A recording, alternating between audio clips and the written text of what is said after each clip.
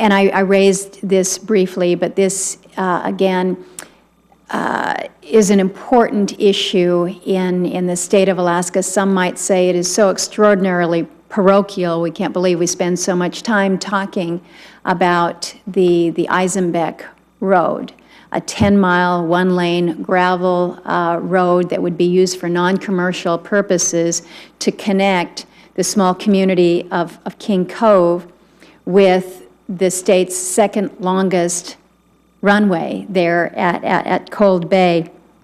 I have taken the position that as significant as that refuge area is, and I appreciate the bird populations that move through, but that we should be working every day to give equal protection to the residents who live in this small Alaska Aleut village, provide them access to life-saving health care, which is only available if you can get out of the village to an airport that can take you to Anchorage or to other medical facilities. So I have been trying to work this initiative. Secretary Jewell has been out to King Cove. The Assistant Secretary for Indian Affairs, Mr. Washburn, has been out.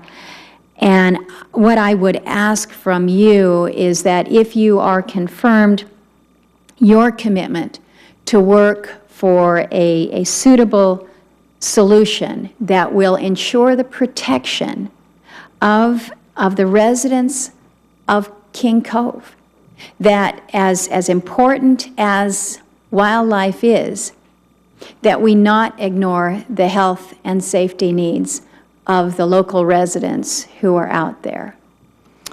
Senator, as you know, Secretary Jewell had an opportunity to visit the community.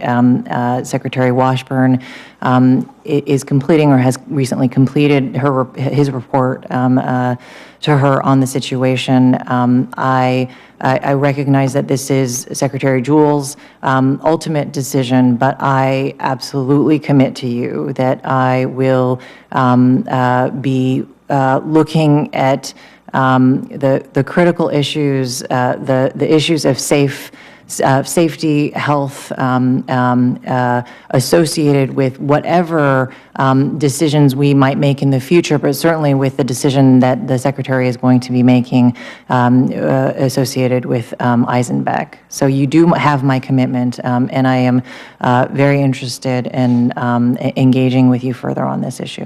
Well, I appreciate that. I think it should be noted that certainly within Alaska and many who are looking at this issue back here, there appears to be, again, an inconsistency with the position that Fish and Wildlife Service has taken with regards to its ongoing opposition to the King Cove Road, and yet just the recent decision to grant permits to that will allow for the taking of eagles at wind farms around the country. People are looking at that and saying, well, wait a minute, it's going to be okay, given that permits can be issued, that our national bird would be killed, and yet we've got a situation where human lives are at risk. And we're saying we cannot provide for a road because we need to protect the migratory waterfall. It seems to me you're talking about balance. I think we need to work to try to find that balance here, and your assistance in that would be appreciated.